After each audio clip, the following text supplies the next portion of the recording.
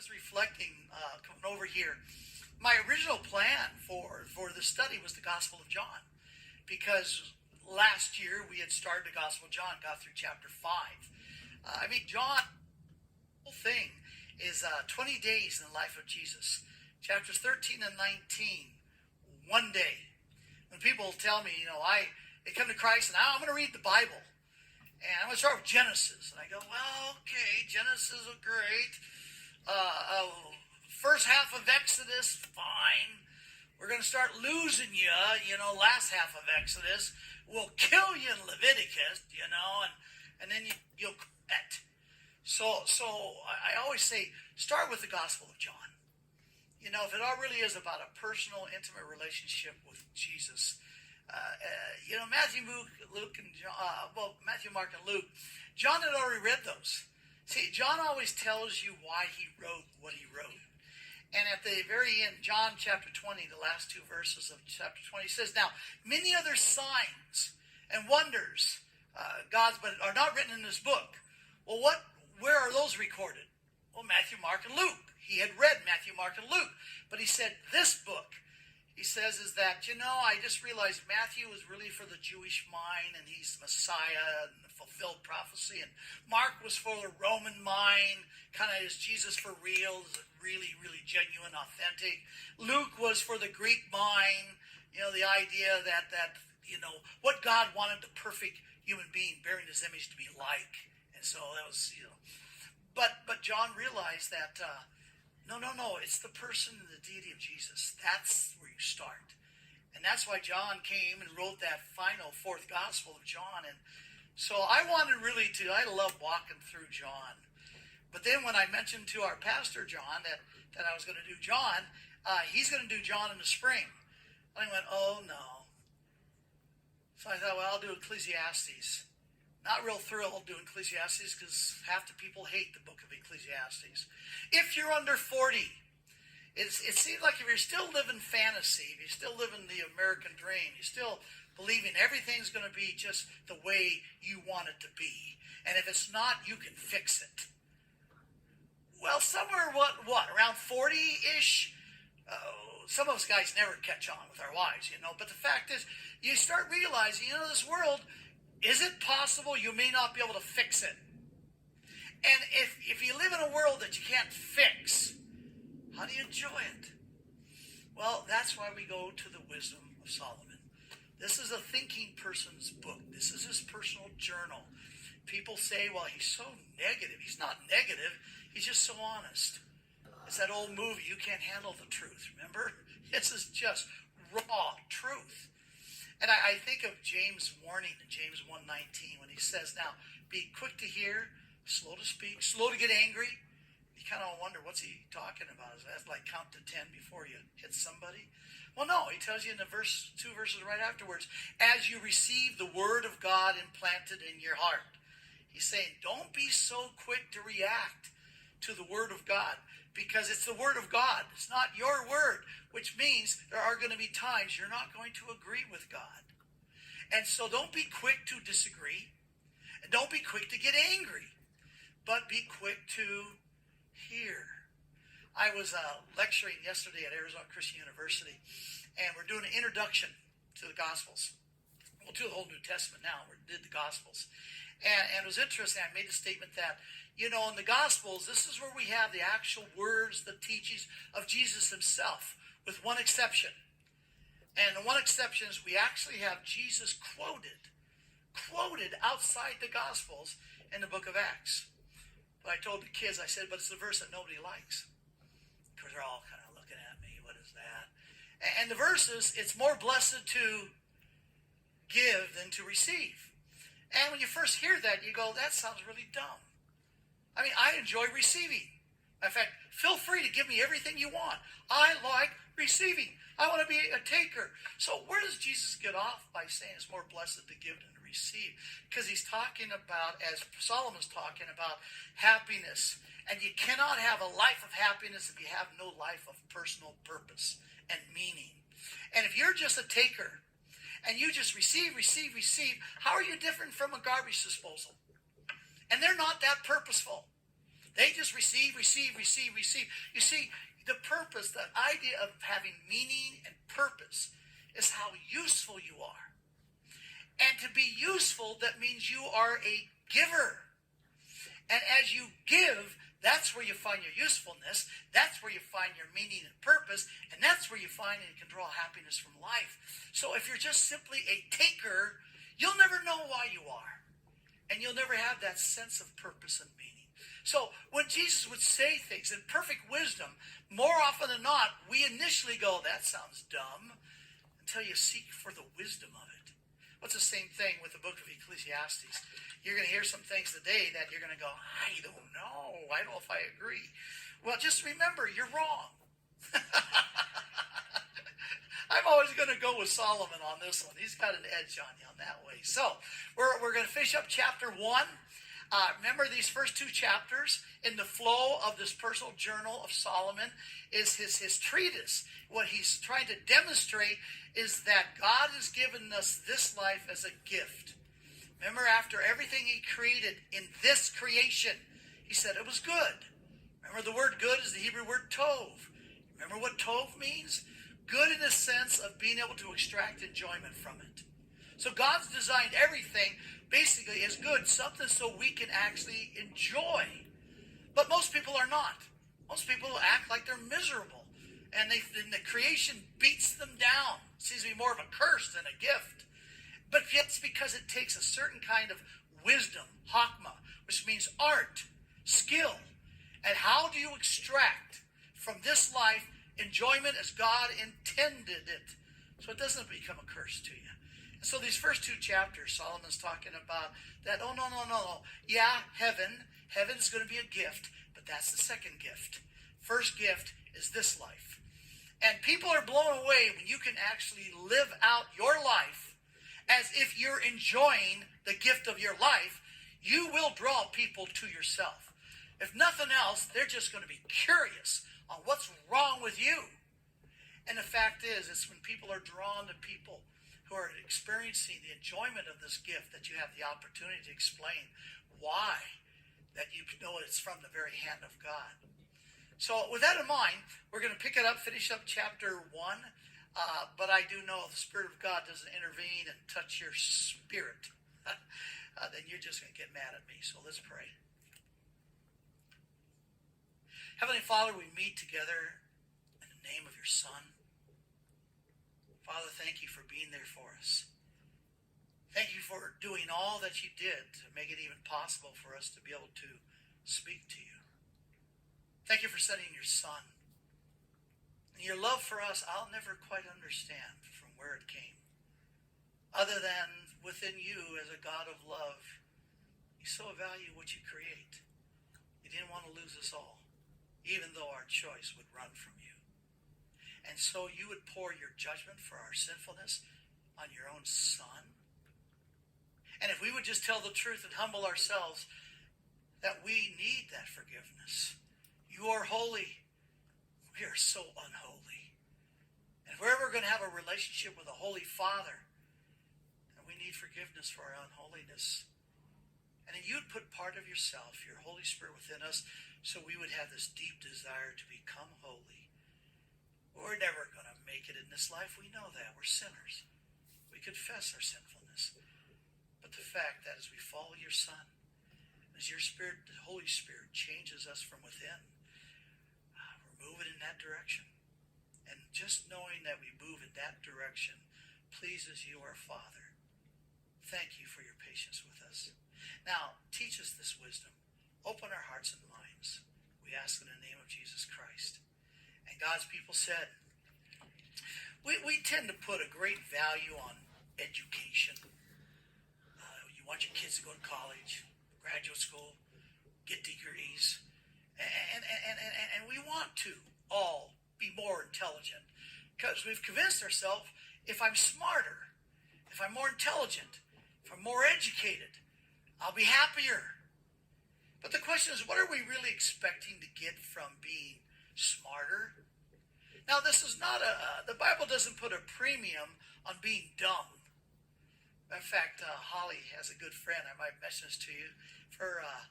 She contracted this cancer condition 18 years ago.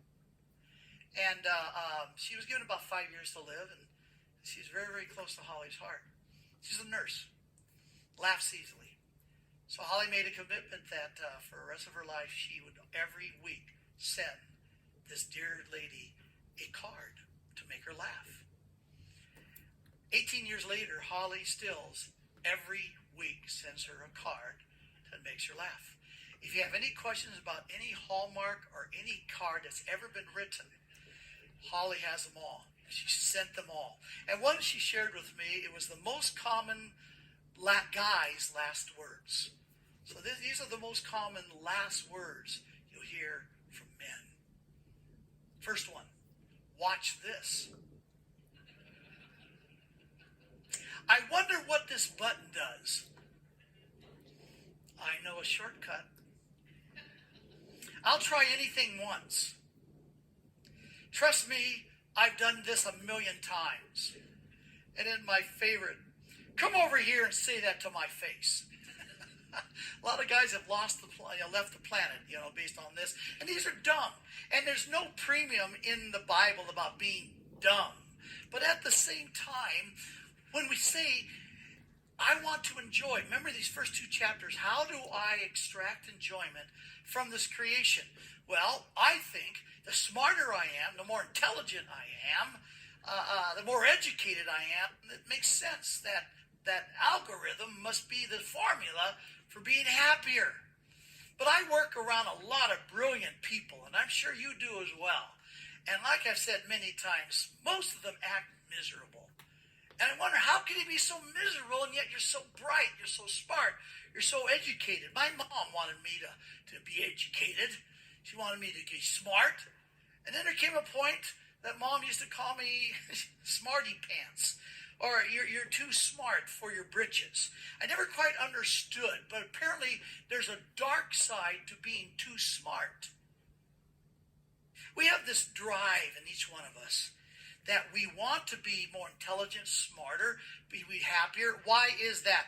Because the more I know, the more that I know that you don't know, the more important I'm going to feel.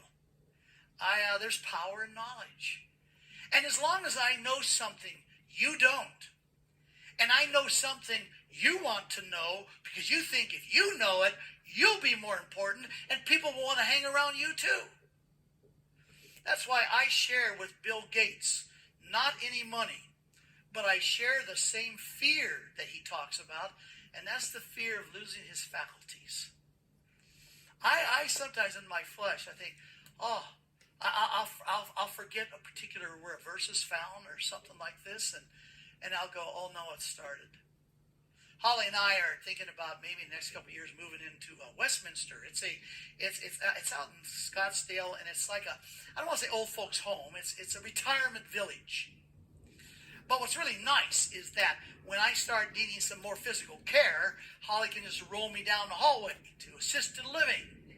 And then they got a little loony bin at the end, and she can just roll me down there when I can't even remember who she is, So it is a deep fear, because in my mind, would you really show up for me to stand here and tell jokes or something? No. So it's really tempting to believe that it's knowledge, it's your education, it's what you know that other people want to know that makes you feel important, that makes it the fact that people will enjoy being around you. But again, there seems to be a dark side to getting smarter. So right when we think we have the formula for being happy, just be more intelligent. Then Solomon, the most intelligent man who probably ever lived, he lays this on us in a parable in this chapter. In much wisdom there is much grief, and increasing knowledge results in increasing pain. Well, that really makes me look forward to studying and becoming more intelligent and smarter. Remember, this is where now he's going to talk about this life is a gift. And the biggest problem we have from extracting enjoyment from this life are distractions. Remember he talked last week, life can be so boring because of the constant motion. And we do motion to motion. We're not too sure we know what's behind the motion. We're trying to catch up. And we see that life is so transient, repetitive, at times aimless. He talked last week in the first part of chapter 1 about that we stay so busy and produce really nothing that we can really feel good about more than maybe 24 hours. And so at that point, we are all busy. We're working so hard to try to enjoy happy, and we're distracted from, remember, you're never going to live life in the future. You can plan for it. You're never going to live life in the past. You can learn from it. But the window to extract enjoyment of the life, the gift of life, is always in the moment. Believe it or not, right now, this moment, we're living life. Either we're enjoying it and extracting enjoyment from it, or we're not. And so he says that we get distracted from the window. And one way we get distracted is because we get bored, so we even stop even trying to extract enjoyment. Because it seems like we're just busy. Busy, busy, busy, busy. So here, after he illustrated that, he forewarns us that how do you have the wisdom to focus in the moment to extract? How do you not get distracted? And he's going to tell us that basically it is an aspect of getting smarter and being more intelligent and more educated. The dark side of it, it can actually be distracting from being able to extract the enjoyment of the life that God gives us every day. And so there's really two things he's going to say here in verses 12 to 15, that wisdom, the increase of wisdom, cannot change reality. And it can eat you up because you're going to keep believing you can. Number 2, verses 16 to 18, wisdom can cause great pain. The smarter you get, the more you're going to grieve. So, wisdom cannot change reality. Let's pick it up in verse 12. Now, Solomon makes a little change here. Have you ever been with anybody and they always refer to themselves in the third person? And you want to go, what's wrong with you? You know? Well, in the first half of chapter 1, he refers to himself as Kohelet. Kohelet this, Kohelet that. Kohelet preacher did that. Remember the sage. But now in verse 12 of chapter 1, he's going to change to I. He now is going to say, let me tell you about my personal experience. I, Kohelet, the Kohelet, has been king over Israel in Jerusalem. Now some critics want to say, well, see, that there shows you that can't be Solomon, because there he says, I have been king over Israel. Well, Solomon continues to be king over Israel till he dies. So how can he say that, well, I have been, as if now I'm not? No. I know most of us slept through 9th grade English. I did. I had to relearn participles and all, what is that? Well, I had to relearn verbs, and I had to relearn what's called perfect tense. And that's what he uses here in the Hebrew. I have been king over Israel and Jerusalem, and I still am king over Israel and Jerusalem. And then he goes on to say this, verse 13. And I set my mind to seek and explore by wisdom concerning all that has been done under the heaven. And it is a grievous task which God has given to the sons of men to be afflicted with. Well, let's break this apart. What does he say? First of all, he says, I, Kohelet, God's given me double portion of wisdom. I'm smarter than all of you. I'm smarter than all those who've gone before me. Most likely smarter than anyone's after me. So he says, I'm going to use my smarts as an experiment. And I'm going to study and learn why everything is. I'm going to explore. So notice he says there, I've set my mind. Now, in the Hebrew language, and the journal, he wrote this in Hebrew, they do not have the word for mind. There's no Hebrew word for mind in the ancient Hebrew text. So they use the word for heart. And for the Jew, when they talk about the heart, they're talking about the functions of intelligence, emotion, and will. So your intelligence, your thinking, your emotions, your feelings, your volition, your will, your choices, that's all what the Jews called your heart. So literally he says that I am going to apply my heart. I'm going to take all of my intelligence, all my wisdom, all of my emotion, all my will. I'm going to commit my life, since I don't have to work a real job and pay the bills because I'm the wealthiest man alive. I'm just going to be a student. And I'm going to study everything. And that's it. Everything there that is within the human experience, I went after, and I did it with everything that I had. So he says he pursues this task by means of wisdom. That is this double portion of wisdom, this skill, this art, this creativity that he has. He's going to let it drive his exploration of everything. Why are things the way they are? And he says, what a task to understand it all. I mean, he's going to become a professional student.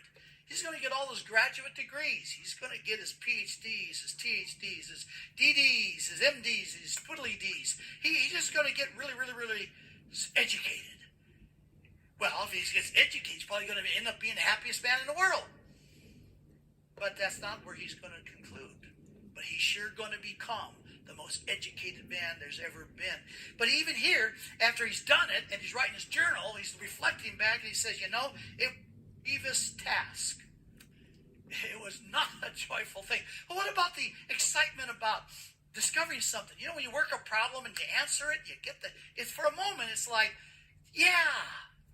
But that's the point. For the moment, it's, yeah. And then how long does it take for there to be now the next problem to solve? So even the satisfactory of discovery, the satisfactory, is that enough to make me happy for the rest of my life? Because I have actually discovered different things that were not discovered before? Not according to Solomon. And he says this is grievous because there's a curiosity put in every one of us to know why things are the way they are. What's the famous word that our parents didn't teach us from growing up? Right after we said, that's not fair, the next one that we have never stopped saying whenever we bump against life is always what? Why? Why? Why now? Why this? Why me? Why? An interesting thing here is that when he says, I set my mind to seek and explore by wisdom concerning all that has been done under heaven in this life, it's a grievous task to which God has given to the sons of men. He changes. The word for God here is not the word Yahweh, which is the one used in the Old Testament for God's covenant name, God's relationship with his people. But he goes all the way back to Genesis 1 when you have the word Elohim. And Elohim is God's name as creator. And he's created all beings. And notice he says, the task which Elohim has given to the Bnei Adam, the sons of men, the sons of Adam specifically. In other words, this wisdom he's talking about is not just for the Jews. This isn't Hebrew wisdom here. This is universal wisdom. So if you could trace all the way back to Noah and thus trace back to Adam, you're part of this. And he says that this grievous task, we are afflicted by it. Now notice what he says in verse 14. I have seen all the works which have been done under the sun. Remember, under the sun? In this mortal life. From my physical birth, my physical death. And what have I learned? Behold, all is vanity and striving after wind. Remember that word vanity? We looked at that. That's the word havel. Doesn't mean meaningless. What it means is vaporous. He says, I've learned all this stuff, and I'm waiting to be surprised and satisfied and going, now my life is full.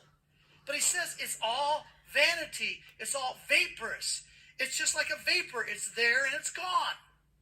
It's all temporary. And so I can't get a handle on it. That's why he goes on to say, interesting, it's striving after wind. That word striving can mean shepherding or grabbing something or wanting something, delighted at something. And here he's talking about shepherding or grabbing or delighting after wind. So have you ever tried to grab wind? It just flows right through. You can't get this and hold on to it and say, all right, this will satisfy me for the next 10 years. Oh, no. I learned this. I now know the Pythagorean theorem. This is going to satisfy me and make me happy for my whole life. No, it's like, it's gone. And that's disappointing, is it not? He says it's striving after wind. The thrill of discovery doesn't last long. The thrill just passes through your fingers. So he says, verse 15, what is crooked cannot be straightened, and what is lacking cannot be counted. The reason wisdom and knowledge can be more of an affliction rather than a blessing he gives in this proverb. What is crooked cannot be straightened, and what is lacking cannot be counted. What is twisted cannot be straightened. Wisdom cannot change reality. Wisdom cannot change the human condition. Now, like I said, up to the age of 40, we're all convinced, I'm going to change the world. I'm going to change the way people think. I'm going to change the human condition. Even Jesus said, talking about the poor, a lot of talk about equity in the poor. And every time we can do something about somebody who's hurting, we better do something. Well, no. I'm going to change and eradicate poverty. Well, wouldn't that be a greater thing? A great thing to eradicate poverty and make Jesus a liar. Because what did Jesus say? The poor you will have with you always. In other words, we have this idea that somehow if I know enough, learn enough, discover enough, I'm going to be able to change the human condition. And he's saying it's not going to happen. That's why the real, raw, honest philosophers that we Christians do not really embrace, but they're embraced by everybody else. Albert Camus, his conclusion after all of his analysis of the human condition is man is a useless passion. Jean-Paul Sartre, Friedrich Nietzsche, they all came to the same conclusion. Nietzsche felt the solution to the human condition is suicide. Others, well known, have basically said the best way to navigate life, the solution of life, is to be medicated. And they're dead serious about Prozac. And they're not joking. That's why, let's legalize marijuana. Let's legalize everything and anything to medicate, because that's the only way people are going to extract enjoyment of life, because life itself is not going to produce enjoyment. The world, the thinkers of the world, that's the solutions they've come up with. And others will muse, well, I'd rather be a discontented Socrates than a contented pig. Well, we're not really going here for being a contented pig. But on the other hand, his point is, when it comes to the human condition, that is the human heart, the way people think, people's attitudes, the needs that people have, why people are the way they are, what are their deep fears, the emptiness they fear, the evil that is there deep in their hearts. Why do people do things to hurt people? Or to destroy things. Even as little kids, we build the blocks up, and what's the kid next to us at the preschool going to do? He's going to knock them down. Now, we need to explain to this kid, that's not going to make you happy. But he sure seems happy, at least for a few minutes, until he knocks somebody else's blocks down to see what that human condition of the heart. We cannot change another person's heart. And he says, quote, what is lacking cannot be counted. He means that we're always going to be seeing things, that we want to fix things. We want to make things right. If I'm thinking in terms and focused on fixing things, then I'm going to be focusing on the things that need to be fixed.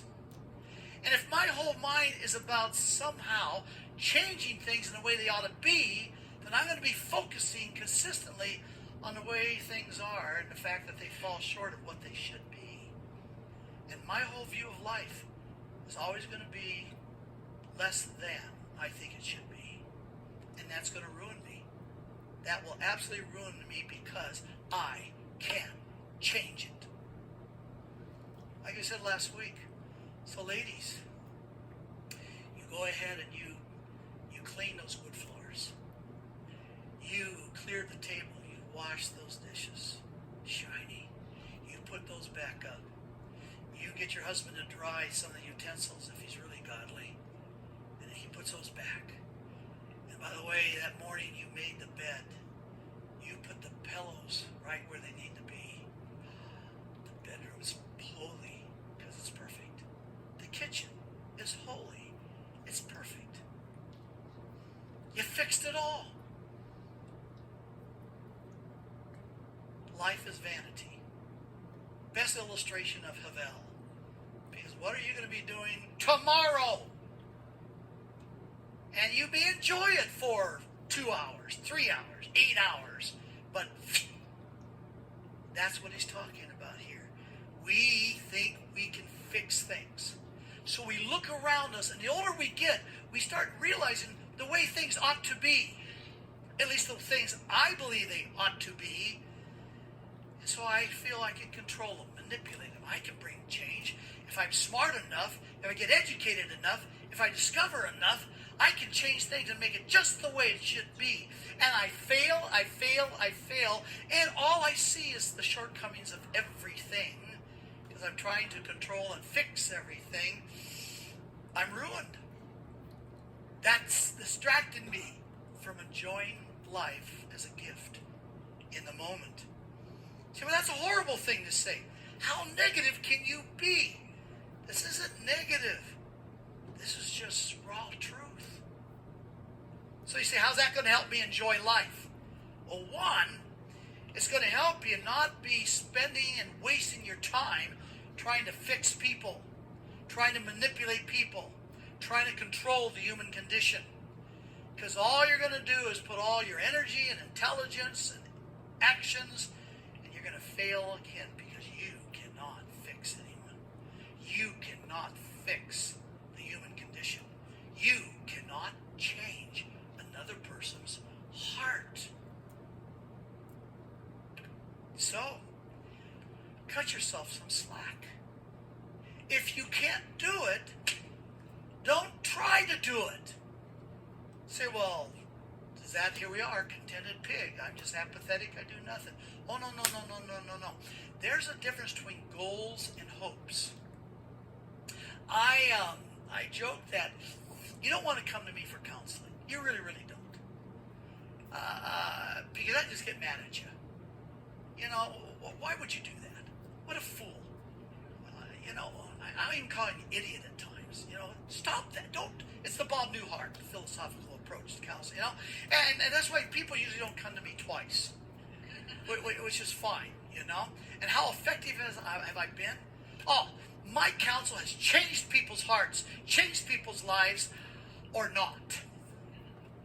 I've never counseled or said anything to anybody who's ever changed anyone. So you're not projects. People are not projects to me.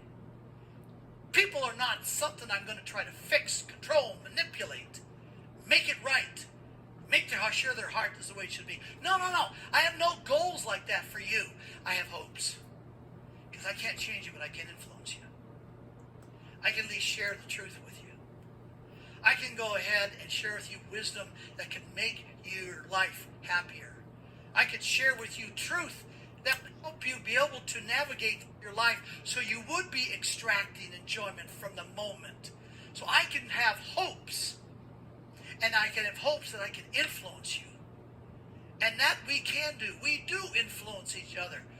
But whether that influence turns into fixing or changing, someone outside the box, somebody who's not living life under the sun, is the only person who can fix a heart. Who's the only person who can change somebody from within? God. Why do you think last week, when I took you throughout the whole journal, and again, he says, throughout the whole thing, Fear God, fear God, fear God, fear God, fear God. He ends with the conclusion. And when everything's said, fear God. Give him respect. Take seriously what he says. And surrender to it, and you will be changed. That's why Ezekiel 36, God says, I'll take that old heart out of you, and I'll implant a new heart. I'll put my spirit within you and cause you to walk after my statutes. That's why in Jeremiah 31:33, he says, I will basically take my law and put it into your heart. Only God can change a person, can change a person's heart. I can have hopes that I can influence you. I can hope that you would surrender your heart to God, and I can have hope that based on the truth you hear, or the life that you observe in my life by my example, that you would be open to let God actually make the change. But you want to know something? I can't make it happen. I don't expect myself. I don't evaluate myself on how effective I am by how many people I've changed, because I can't change a person. I cannot change the human condition, no matter how educated, how much I study, how smart I might become. Do you remember the prayer of serenity? Most of you probably have it memorized. But have you ever really thought about it? Because guess from where it came? This is the prayer. God, grant me the serenity to accept the things I cannot change, and courage to change the things that I can, and the wisdom to know the difference. You know where this has a real application. Holly and I, we meet with different folks, and they seem to have a lot of struggles with their adult children. You know, when your kids are little, you can control them. You got a bat. I mean, you're bigger than they are. You can tie them up. Whatever you do, you're praying. Well, no, I'm not saying you do that. But the point is that you can control.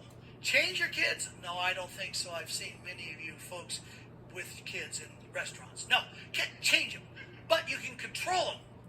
But once they become adults, how many times do parents get so frustrated? Because I know for Holly and I, we had to bite our lips on the way that our kids were raising our grandchildren. I mean, our grandchildren are going to be horrible the way they're raising them. And then the years go better, and now our grandkids are teenagers, and we're going, boy, they're great kids. I don't know how that happened. Because they sure didn't do it the way we did it. So what happens is that, even in politics, our eldest grandchild is little Livia. She turns 19 next Monday. And I'm having lunch with her because she's in one of my classes at Arizona Christian University. Honestly, it's the main reason why I'm teaching at Arizona Christian University, so she can go. Anyway, she's in the class of 68, and we have an understanding that we act like we don't know each other, because I don't want to embarrass her in any way, Although her boyfriend, I keep an eye on him right over there. But, so after the second class, we'll have lunch. So yeah, we had lunch yesterday. And Olivia, there she is, and she is telling me all the things she's doing. She says, she knows sugar, that's sugar. She says, sugar, it's supposed to be Sir Gramps, but it came out cigar, so we ended up with sugar, all right? The other boys, my son's boys, my son didn't want them calling their grandfather Sugar, so they call me Pops. So when everybody's all together, I'm Sugar Pops. Anyway, here's Livia, and she's just telling me, and she says, Sugar, what's so wonderful about you and Nana, Holly, is that you guys are safe. So if I ever was in really trouble, I think I would call you first and have you take me home. And I'm sitting there kind of going, I'm safe. Because when someone feels safe, they feel loved. All right, Holly, we're doing this right. So then she tells me about this bumper sticker she has on her car for Bernie Sanders. That she went to a Bernie Sanders thing, and she goes on, she went to this party, she didn't want to go, but she went, but then there's all a bunch of kids smoking weed, and then the cops showed up, and she ran down an alley, and I'm just kind of going, I'm safe, I'm just listening, and just go through my mind is Romans 5:5, he loved us while we were yet sinners. There's a price you pay to be wise and to be safe and make somebody feel loved. Because for the other folks in the family, she doesn't feel so loved because she feels fearful of them. Of their what? They're trying to fix her. They're trying to manipulate her, trying to control her. As long as somebody feels controlled, fixed, or manipulated, they're sure not going to feel very safe. If they don't feel safe, they're not going to feel very loved. And so you begin to see the wisdom of the wisdom. Much like it's more blessed to give than to receive. There's a reason for it. This is not dumb. This is not the way hardly any of us ever do it. But this is pure, raw wisdom. And so he says, we influence, but only God can change. Now notice secondly, he says, and if you focus on what cannot be straightened, if your idea is that, okay, and see, we have this thing for beauty, for holiness. It's the same thing. When you see something beautiful and you're drawn to it, what you're really drawn to is the concept of holiness. Holiness is perfection, perfect. And when you see something that's perfect, whether it's somebody doing a selfless, loving thing, somebody protecting the child, some beautiful scenery, an art piece, or a beautiful bit of music, it is holiness that you're observing. And you love it so much because we live in such unholiness. The problem is if you're only focusing on the unholiness of everything, with the desire that if I could focus on that, I can maybe fix it. Well, not only will you not be able to fix it, but you're going to spend your life always looking at things that you can't enjoy. Because you're always going to be looking at that which is fallen short of holiness, not the very wonderful things God has given us. In these books, remember the Old Testament's put together, you have past, first 17 books, historical books, future, last 17 books in the Old Testament, you got prophetic books, how God will deal with his creation in the future, first 17, how God in the past. But they sandwiched 5 little books called wisdom literature. They all have to do with the present tense. So whether it's Proverbs or Psalms or Job or Song of Songs or here, Ecclesiastes, they all have to do with the present tense. But even these 5 are divided into 2 kinds of wisdom. There's what they call affirmative wisdom. So with Psalms and Proverbs, you've got affirmative wisdom, Song of Songs. Affirmative that this is how it works. God kind of says, in the same way there's physical laws we've talked about, and if you jump off the building, you're going to go down. There's immoral laws God has instilled into this creation. So there's not just, he doesn't want physical chaos, he doesn't want moral chaos. So he has these placed within the creation itself. And that's what wisdom is, discovering the moral laws of God, putting the dots together. These are the consequences to these decisions. These are the results to this kind of behavior. Wouldn't it be great if you could put that all together and predict it? It's like predicting the future. And that's why wisdom is so precious and golden. Well, the point being is that these books that are affirmative wisdom have to do with this is how God instructed the world, put the world together, constructed the world. But there's 2 books that have to do with acceptive wisdom, to accept, A-C-C-E-P, acceptive wisdom. And that has to do with the book of Job and the book of Ecclesiastes. That's another kind of wisdom, and that's the kind of wisdom is, how do you embrace that which doesn't make any sense? How do you understand that which is absurd? But in life, there's absurdities. There's things that don't make sense. That's why this thing is so grievous. And this book, Ecclesiastes, has to do with not how things work, but how to navigate those things that don't seem to be working right. So he says in verse 16, I said to myself, behold, I have magnified and increased wisdom more than all who were over Jerusalem before me. I was not taking a shot at his dad, David, or even so much Saul, because there were many Canaanite kings that were over the land before Saul, and then David, and then, of course, Solomon. But he says, I said to myself, and I love it, literally it says, I communed with my heart. Have you ever communed with your own heart? Do you ever talk to yourself? Some people say it's the only intelligent conversation I have in a day, But it's an interesting thing, because what he's going to say is that I was communing with myself, thinking for myself. Behold, I have been magnified and increased with wisdom more than all who came before me who were over Jerusalem. And my mind, my heart, my intelligence, my volition, my emotions, my mind has observed a wealth of wisdom and knowledge. So he ought to be the happiest guy on earth. Verse 17. And I set my mind to know wisdom, to know madness and folly. Stop a second. Now, he wants to study why everything. He wants to study everything. It's like his life is this human experiment. The guy's got all the wealth. He's got all the fantasies anyone's ever lived. And he says, all right, let me tell you what I've learned.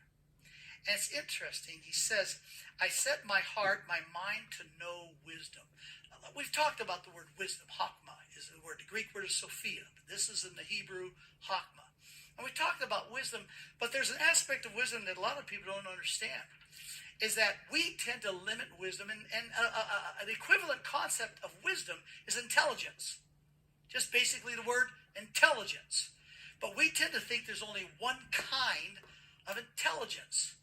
So you take the SAT or the ACT so you can go to college, and they'll determine whether or not you'll get into certain schools or other schools based on your ACT or your SAT scores. Well, if you remember the old SAT, it has the first half is all about math, and the second half has all to do with your language skills. Because intelligence, IQ, that quotient, has to do with how good you are in math and language skills. As if that's the only kind of intelligence. And by the way, they're the only people we treat like they're smart and they're intelligent. Because they can remember math, solve math, little computers. Or are we all intimidated by little runts running around when they're 40? Because they know how to do the technology. And they know how to do the computers. And so we just kind of think, well, they must be smarter than we are. No! If you were that age and you were raised on that, you would know just as well. But the fact basically comes down to there's different, in the Bible, there's different kinds of intelligences. Matter of fact, they only discovered this about, 25 years ago out of UCLA, there was a professor who did a paper and a study on what he called EQ. IQ, EQ. EQ had to do with your intelligence, ability, skill at relating to people. And all of a sudden, in the real world, now in schools, still IQ. But in the real world, they were starting to want to hire people with high EQ. People who were good with people. People who could get along with people. People who could go ahead and even the Nobel winner, remember Beautiful Mind? Nash. I want to say Paul Nash, but he played basketball. But anyhow, Dr. Nash. He won the Nobel Prize. Now, he what's unique is won it as a schizophrenic. He had apparently 3 little friends that weren't there, that would always be with him. So the guy was nuts. But he was mathematically a genius. And he won the Nobel Prize because he had come up with an algorithm, a formula, that explained the behavior on negotiation. Win-win. So before that, when you negotiate, it's always win-lose, win-lose. I want to get a better deal. You want to buy my house? Okay, I want to get more than I should. You want the better deal. I want the better deal. And so this has always been, so he comes up with a formula to prove that if you go for a win-win, both parties equally win, they can move forward and solve. And it was kind of a problem-solving thing. Remarkable that he won the Nobel Prize. And that had nothing to do with IQ. It's the fact that he could take behavior, human truth, behavior, and put it into a mathematical formula. And by the way, I believe because math is so exact that any truth can be brought down to a mathematical formula. I love to see a mathematician do that because that's exactly what he did.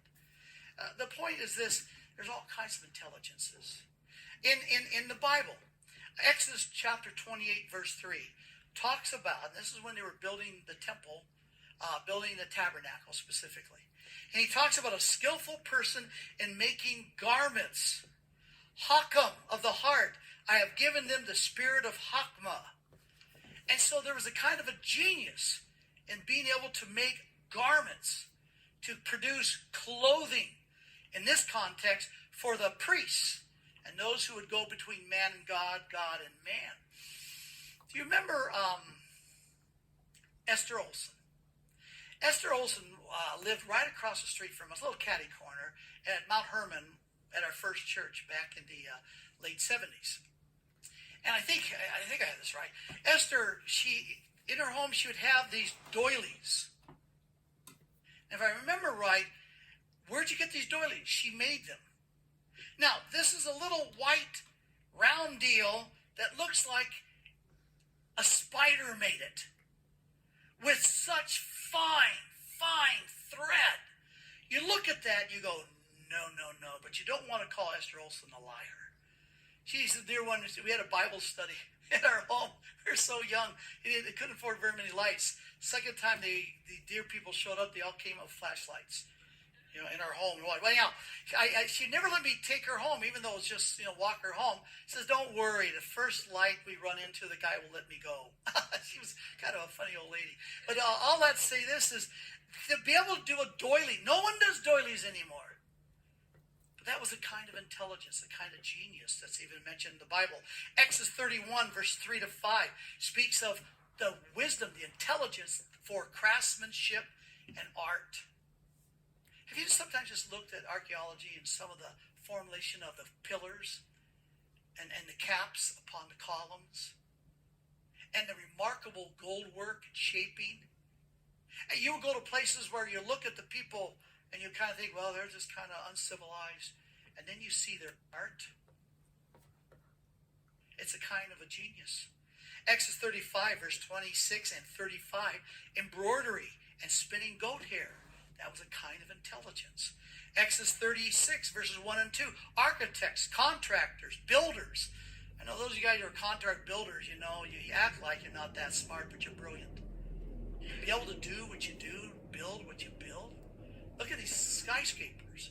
And yet we still have this idea that there's only one kind of intelligence, and it's IQ. There's a proverb, Proverbs 22, verse 6, that we have just used it out of context again in the end. Proverbs 22, verse 6 says, train up a child in the way he should go, and when he's old, he'll not depart from it. So what do we do with that? Get your kid in Sunday school, fill his brain with memorized scripture, and then when he's an old man and can't do any sin anymore, maybe he'll come back to Jesus. No, it's not what the proverb says. Proverbs 22, 6 says, train up a child.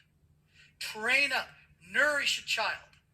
When a baby would not suck upon the breasts of the mother for its life-giving milk, they take pomegranate juice, put it in the mouth of the baby to get the baby sucking, so the baby would begin to be drawing that which the baby needed to draw to live. That's the Hebrew word, to nurture.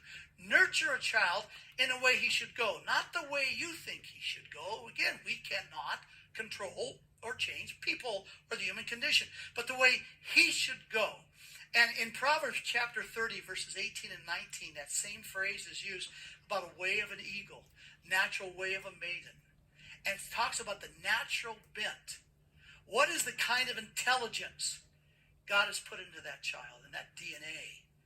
In fact, they've done studies. I think Holly told me about this one, that they've studied these successful businessmen, businesswomen, executives, and they can trace the interests of that person all the way back to the third grade.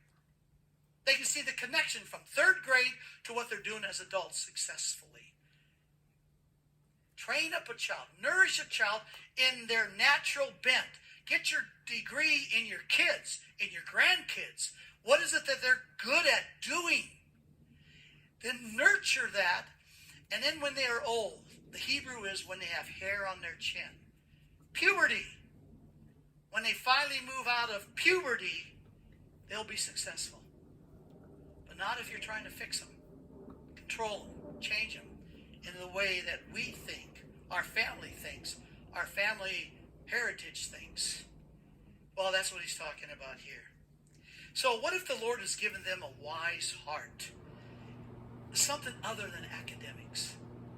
So those grades aren't really high. And they don't limit wisdom to the smart people, for there are many wise who are not thought of being smart. It's about wisdom. Well, Solomon takes us further and he says, and then I wanted to examine madness and folly. Interesting. Madness is deception. So he said, I want to do some things as one who is deceived. Now, how does one who is the most intelligent, brightest, wisest man alive, how can he do something as if he's been deceived? Well, that's why it's madness and folly. Because he does it knowing he's being deceived. And he's not deceived, but he's doing it as if he was deceived. He wanted to know that is there any satisfaction in life in destroying things, hurting people, doing evil, doing sin. He wanted to do the whole human experience. So even in madness, he used his wisdom to pretend what would he do if he was deceived to believe that there would be some pleasure at killing this person, stealing this, doing this prideful thing, ruining this other situation. And that's why his madness was folly, because he knew better, but he did it anyway, because he wanted to know, is there any lasting pleasure in evil? Well, even of all this, he gives his final conclusion. He says, and so verse 17, I set my mind to know wisdom, to know madness and folly. I realize this also is striving after wind, trying to grab. There's no satisfaction. Even in doing evil, it didn't really produce a lot of pleasure and happiness. Because, and here's his conclusion, verse 18, because in much wisdom there is much grief, and increasing knowledge results in increasing pain. What does he mean? The smarter you get, the more educated, more intelligent I become. Doesn't that make me happier? In reality, I have a greater sensitivity and awareness of the injustices I see around me. I can have a greater awareness of the things around me that are unholy, fall short of what they should be. Wisdom, I'm not going to focus on them because I can't do anything about it. But the fact is, there is a low, how do I put this? I'm a pretty happy-go-lucky guy, wouldn't you say? Holly, wouldn't you say I'm a pretty happy-go-lucky guy? They're not really easy to live with, by the way, so pray for Holly. But I tell you, there is this ongoing, deep, deep stream of sadness with me. Now, you stay on the sad line. You have a choice. When things make you sad or you're disappointed, either you can deny them and repress them, and you act strange. Or you get angry all the time, be frustrated and mad. Or you could just be sad. And sadness is not a mental condition. I don't need to medicate. I don't go to people for counsel. I've been told a couple times, I went to California with this grouping because the real key to happiness is getting a group and cry. And they all cried. I couldn't cry. But I'm sad. I'm sad because I do know holiness, and I do know the way the human condition could have been. And I know the beauty that God designed and created, and I know what it could look like. I drive down the freeway, and I even see the beauty of the construction of the freeway, only to be diverted with the trash that's been thrown out of people's cars. There was a guy out there out of his truck, and he's got the yellow thing, and he's got the little stick pole and the nail, and he's picking stuff. I almost, if I had time, I wanted to pull over and go and say thank you. Thank you for trying to restore the beauty of creation and holiness.